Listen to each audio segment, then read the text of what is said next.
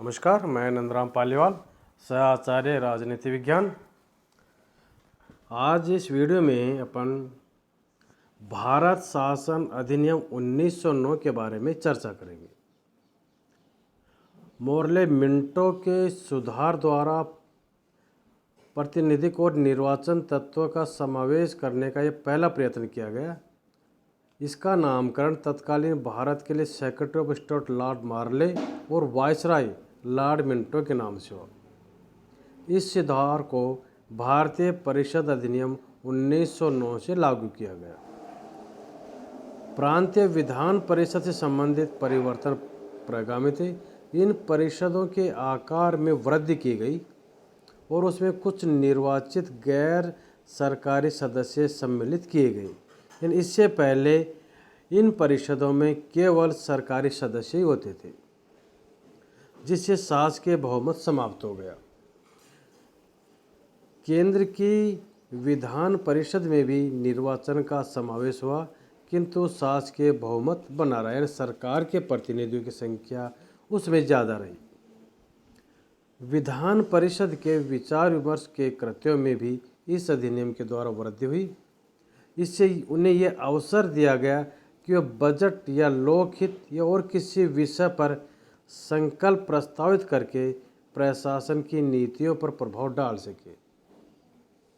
कुछ विषय इसके भारतीय जैसे सशस्त्र बल, विदेश कार्य और देश रियासत है, इन पर इन परिषदों को विचार विमर्श करने का अधिकार नहीं था। 1909 के अधिनियम के द्वारा जो निर्वाचन की पद्धति अपनाई गई, उसमें एक बहुत बड़ा दोष था।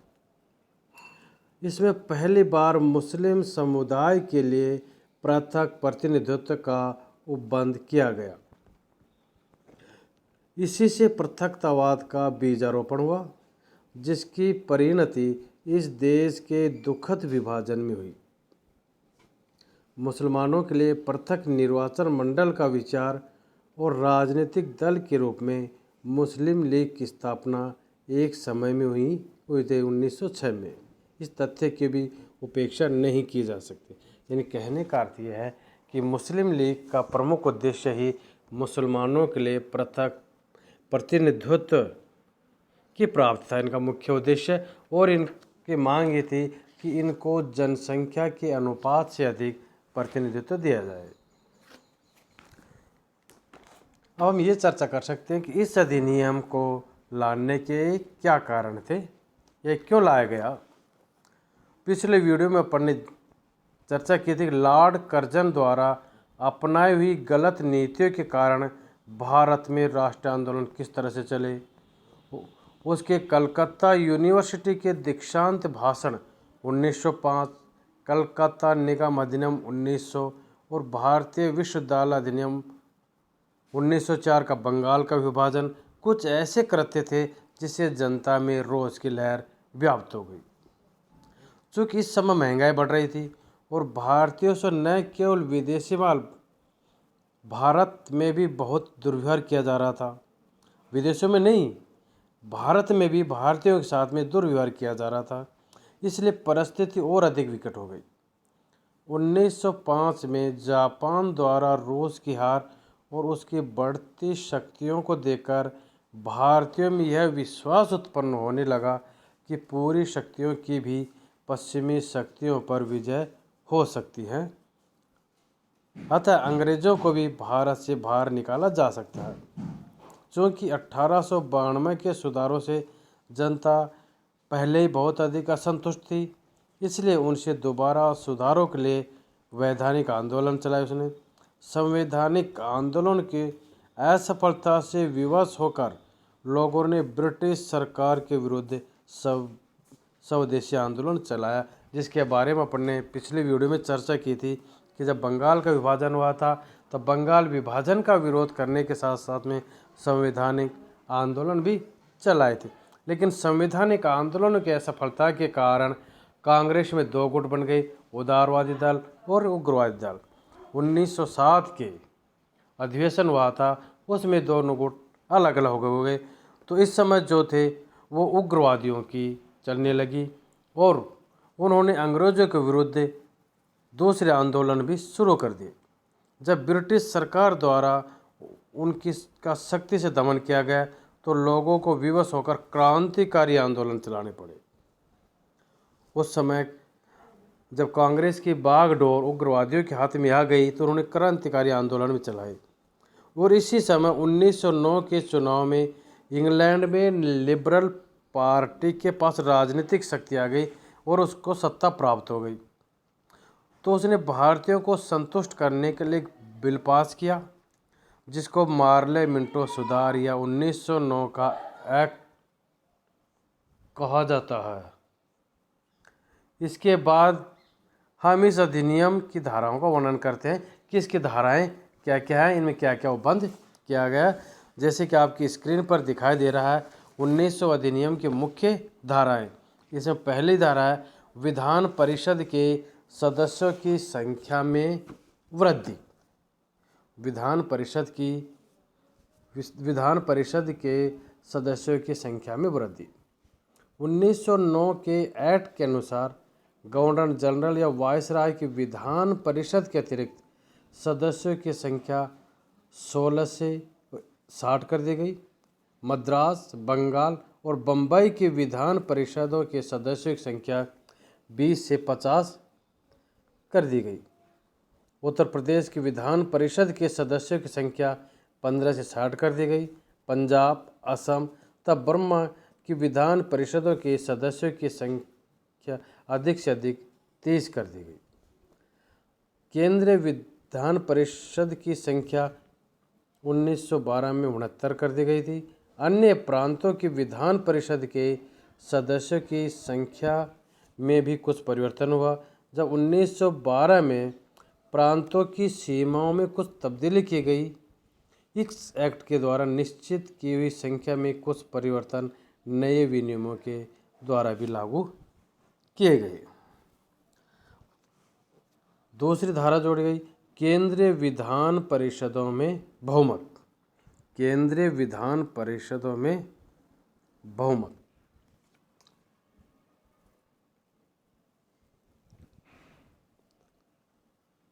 गवर्नर जनरल की विधान परिषद में 4 प्रकार के सदस्य होते थे। पदेन सदस्य, नामजद सरकारी अधिकारी और नामजद गैर सरकारी अधिकारी। यानी पदेन सदस्य, नामजद सरकारी अधिकारी, नामजद गैर सरकारी सदस्य और चुने हुए सदस्य। गवर्नर जनरल तथा उसकी कार्यकारिणी परिषद के सब सदस्य अपने पदों के कारण केंद्रीय विधान परिषद के सदस्य होते थे। उन्हीं को पदेन सदस्य कहा जाता था।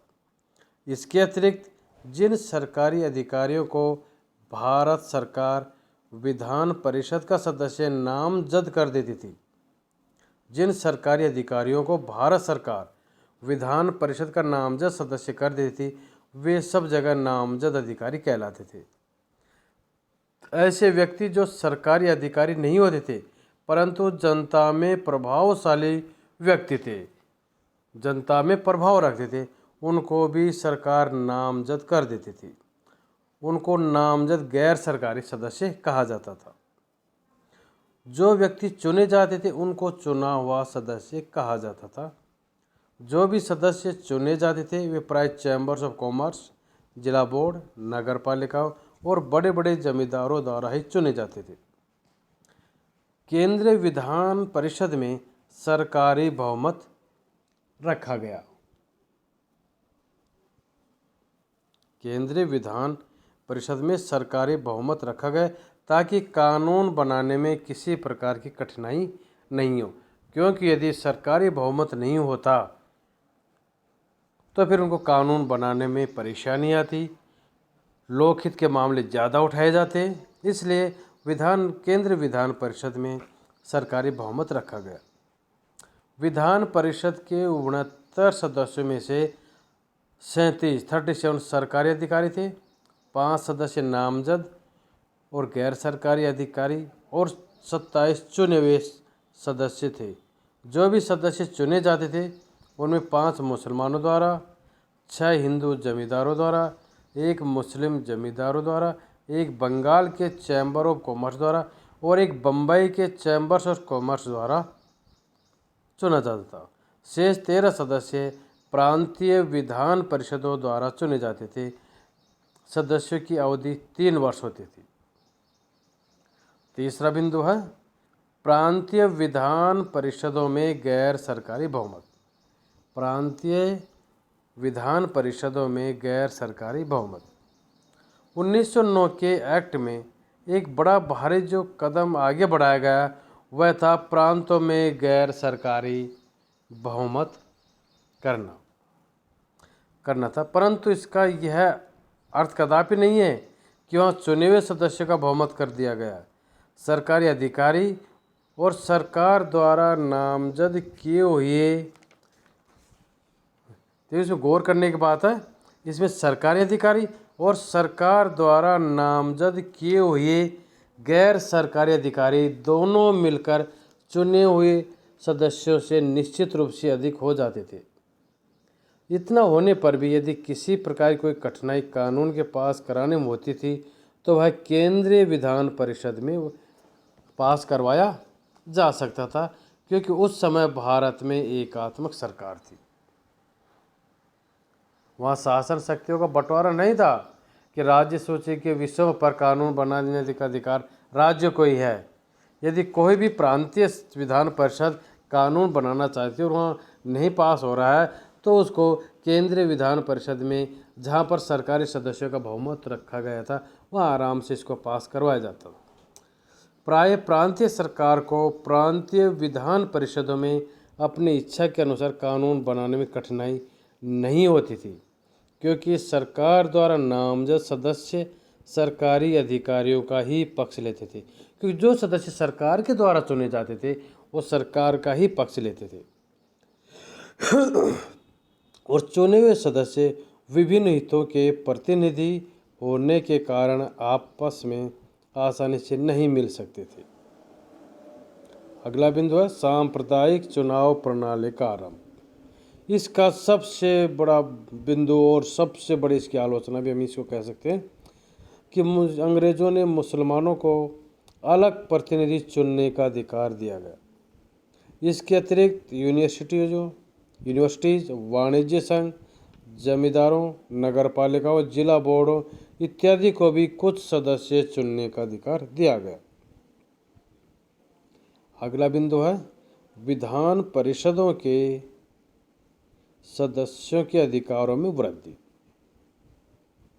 अभी तक सदस्यों को पूरक प्रश्न पूछने का अधिकार नहीं था, परंतु इस अधिनियम के अनुसार उस सदस्य को पूरक प्रश्न भी पूछने का अधिकार दे दिया गया जिसने पहले प्रश्न पूछा हो, उसी को पूरक प्रश्न पूछने का अधिकार होता था। इससे स्पष्ट है कि दूसरे व्यक्ति को पूरक प्रश्न पूछने का अधिकार नहीं दिया गया। विधान परिषद के सदस्यों को बजट पर बहस करने और प्रस्ताव पेश करने का अधिकार भी दिया गया कि बजट बहस भी कर सकते हैं, कोई प्रस्ताव पेश कर सकते हैं। जो ऋण स्थानीय सरकारों को दिए जाते थे उनके संबंध में या अतिरिक्त अनुदानों तक करों में परिवर्तन करने के भी प्रस्ताव रखे जा सकते थे। विधान परिषदों को सार्वजनिक महत्व के विषयों पर प्रस्ताव पास करने, उन पर बहस करने और मतदान करने का अधिकार था। ये सारे अधिकार कुछ विशेष नियमों के अनुसार ही प्रयोग किए जा सकते थे। विधान परिषद का प्रधान सार्वजनिक हित का बहाना लेकर किसी भी प्रस्ताव की मनाही कर सकता था। सरकार इन प्रस्तावों से बंधी हुई नहीं थी कि जो प्रस्ताव रखे जाए उन सभी को माना जाए, अर्थात ये सरकार की इच्छा पर निर्भर था कि वो कौन से प्रस्तावों को मानती है और कौन से प्रस्तावों को नहीं मानती है। इन सब रुकावटों का यह परिणाम निकला कि सदस्यों के पास सरकार के निर्णयों को प्रभावित करने की कोई वास्तविक शक्ति नहीं थी। इसके अतिरिक्त बजट का काफ़ी भाग ऐसा रखा जाता था जिस पर सदस्य मतदान नहीं कर सकते थे और केवल बहस कर सकते थे। सरकार उस विषय में अपनी मनमानी कर सकती थी। धन्यवाद।